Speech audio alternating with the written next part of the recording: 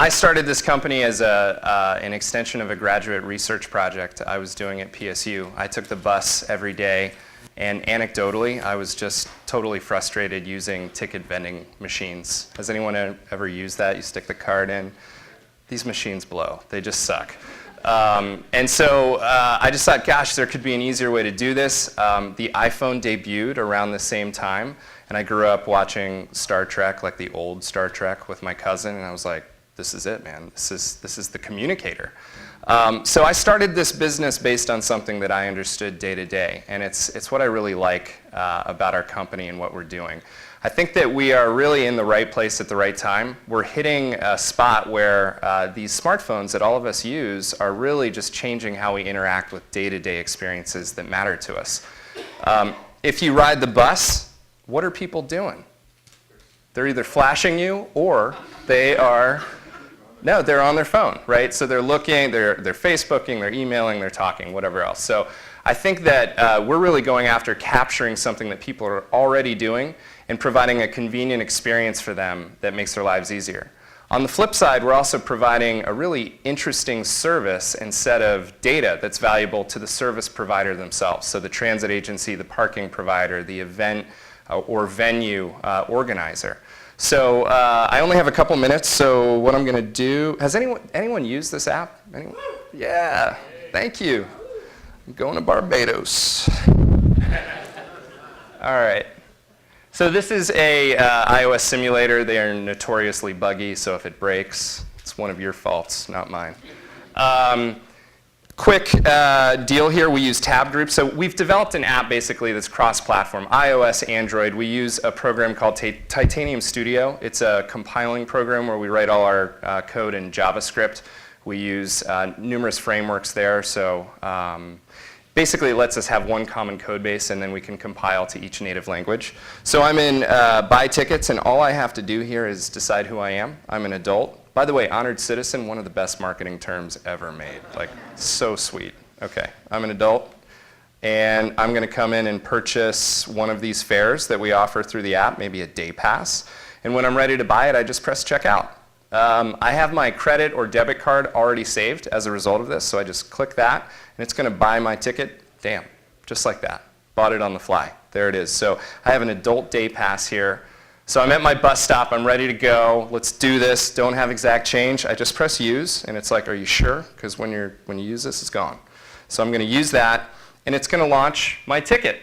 So this is a version of our actual ticket for TriMet that's in use, again, by about 70,000 people. So this is what you call in transit a flash pass. So you literally show the proof of payment of your fare from your phone.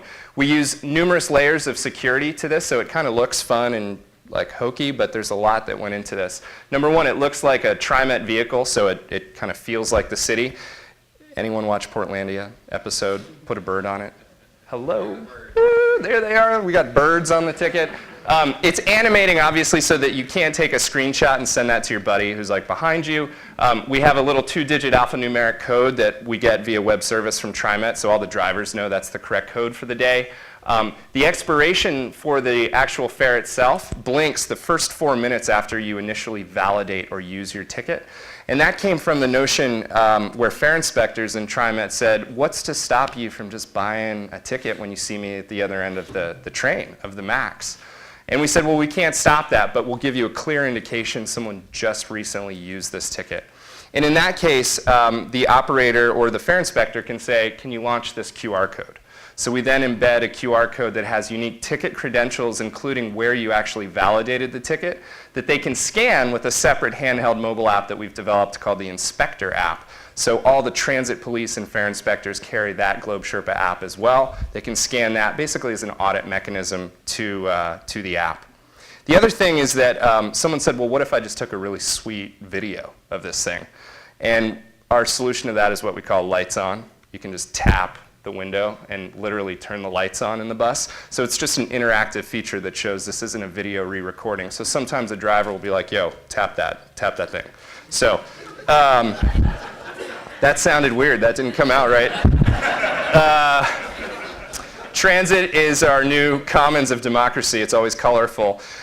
One of the other things we did is we really listened to people who ride transit. What do you want? What would work? We found out that often people ride together. It's a social experience. So you go to a game together. So this little toggle, multiple riders, if we're riding together, we can actually combine more than one ticket and just use my phone alone for both of us to ride together. So I can buy a ticket for my friend, my kid, whatever else it is, and there it is.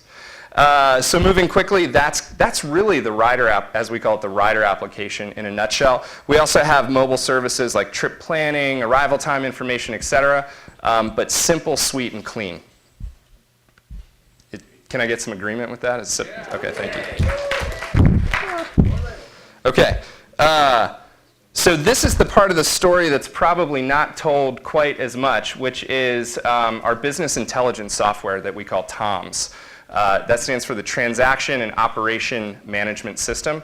Tom Strader was the guy at TriMet who eventually didn't think I was a crazy person and had a cup of coffee with me when this was all just vapor.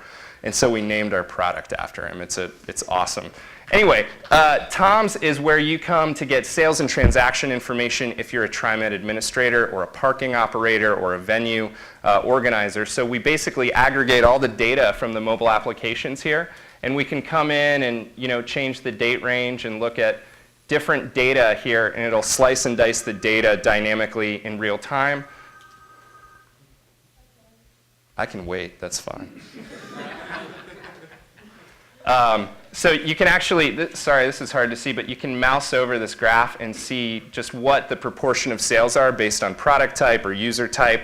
I know this doesn't seem like a big deal to you, but in the world of transit and government, this is a big fucking deal. Like, there's not a lot of real-time, actionable, easily intelligent information like this. Here's something that'll kind of freak you out. By the way, this is dummy data. This isn't the live system, so don't read into it too much. But we protect your privacy, so we are never going to show where you personally are riding or what you're doing, but we do aggregate information and show how certain ticket types or rider types are used. So we can come into any of these circles and actually look at how people are using the system. So we drill down, sorry there's a little delay here, but we actually can map for service planning personnel in the transit system itself how and where people use the system. So you can come in closer and we can show heat maps. We can come in and see, hey, here's a fare inspector who looked at a day pass. And I got to tell you, has anyone seen a fare inspector, these dudes with the badges and whatnot? So they have Nextel push to talk. So they'll be like, yo, where are you going, Matt? And they'll say, I'm going to Pioneer Square. And they'll say, okay, where are you going next? And I'm like, I don't know, I don't know.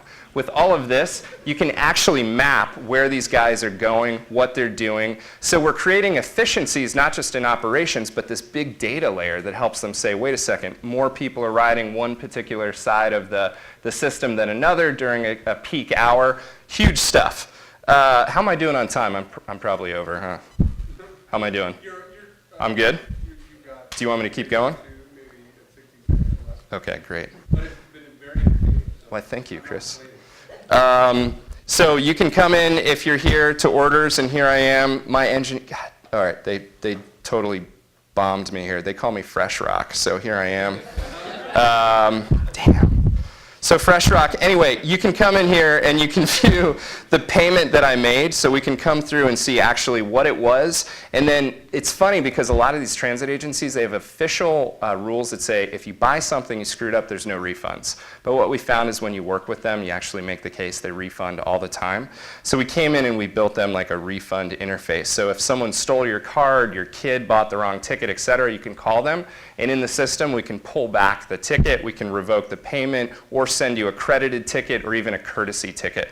So this is small, nuanced stuff, but we are introducing innovation to government, which is a highly overlooked and I think underappreciated part of what we do and how we live. I'll just stop there. Yeah, thank you guys so much. By the way, Chris, just a plug. If you go to GlobeSherpa's website, there's this little 2-minute video. If you have time, I don't know if I have time to play it here. Okay, great. So if you go to globesherpa.com, there's this little video that's like our version of where all these things are going together. Oh, it's playing. I didn't mean to do that. Anyway, check it out.